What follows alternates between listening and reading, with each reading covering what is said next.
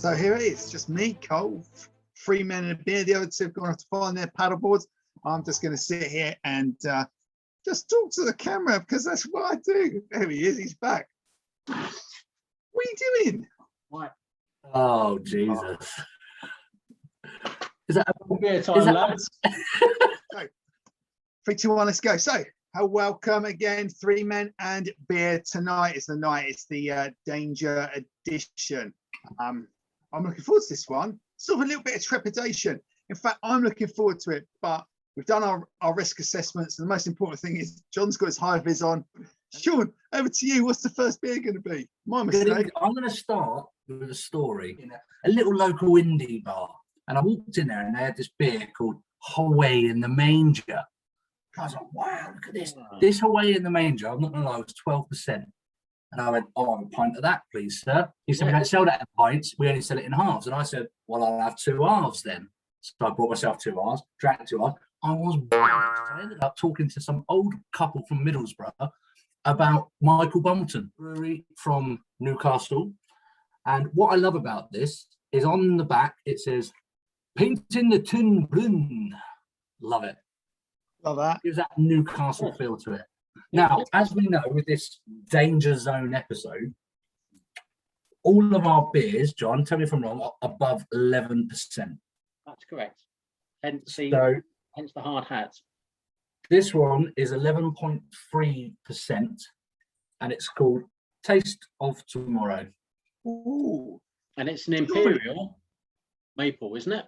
Yeah, it is. Sorry, John, it is an Imperial maple. So I'm just get cracking, boys. I'm excited. Yeah. Well, there you go. Look at that. It's an interesting smell. And if I'm honest, as a smell, it doesn't lure me in.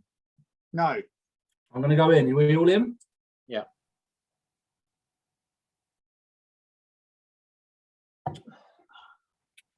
It's so bad. It's made my tash droop. It's a bit toffee-y. It's got maple syrup in it.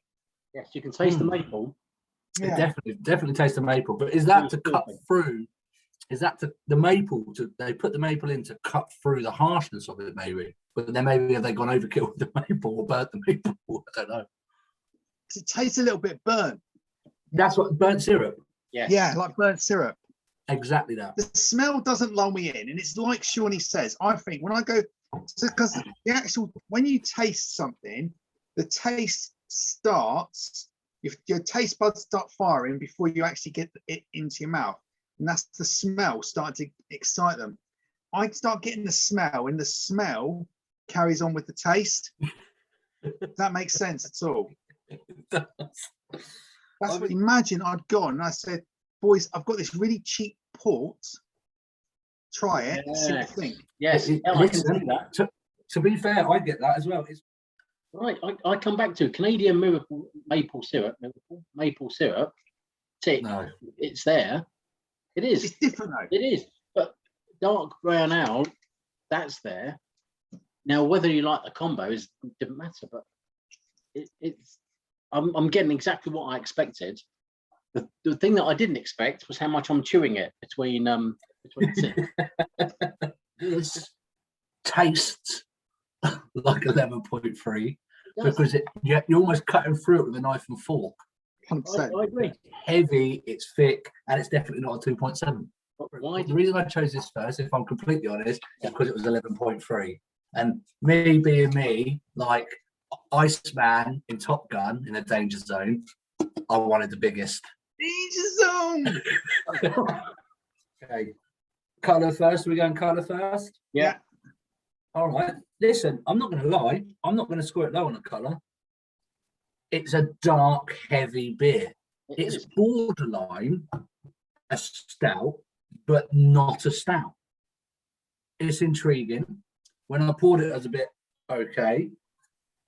I don't think I can score it like I have in the past, and I've always been quite consistent with my colours. I'm giving it a 6.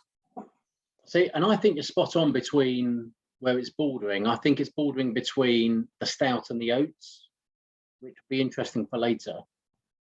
I quite like the colour. I'm going for an 8. I feel like I'm doing it a disjustice then. So I think the 6 is too low, and I think that's because of the smell and the flavour that's in my mouth at the moment. That's doing it. So Otherwise, it's I'm going to up it 1 score. I'm going to give my colour 7. 7. 7. And to be honest, is I've done a 7 as well, because for me, when I opened it and I smelt it, that was what I expected in that colour. So I gave it a 7. Design. Can design. It is a can. It's a peelable can. We know that. We know that offends John and Carl. I quite like it. That's why I picked it. I think it's quite subtle. It's a homage to the North. I love the little statement at the back, painting the Tunblin. And I don't know why it's Scottish. It's Newcastle, but you know what I mean. It's close. I'm going to give it a 7. So my score for this one. Let's get on with the job in hand. So my score for this one's actually going to be a 7. Good design. To be fair, I've done the same. The candy's what it's evocative. There's a good word.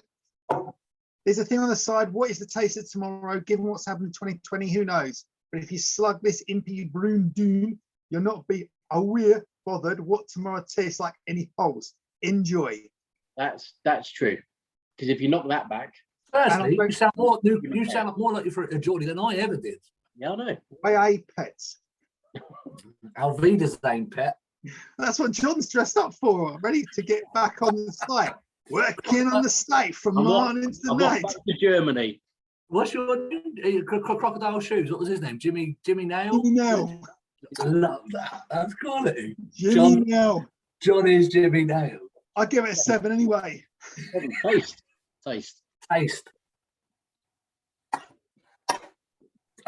Do you want me to go? 2. How much? I don't like it. 2. 2. Taste is 100% subjective, isn't it? It's down to you.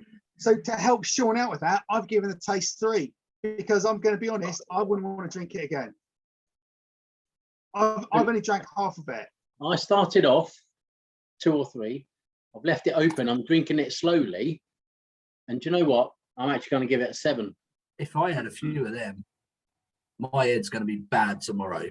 So from a danger point of view, it gets a very, very strong 9. Oh, see, now I feel bad. Go on then. Because from a danger point of view, I gave it a 2. A 2? I'm halfway through that can, right? And I'm just going, I just want this to finish to go on to the next one. That's the truth. I'm sorry. So my danger score is actually an 8. 5 from Cole. 7.5 from me. 6.25 from me. So that's 6. I'm rounding down. Let's be honest. This isn't a real true reflection of Wylem Brewery in Newcastle, is it? No. And on those sage words, we'll leave it there. Onwards and upwards to the next one. It's been emotional, and I'll see you soon. All of us, take care. Well done. Bye.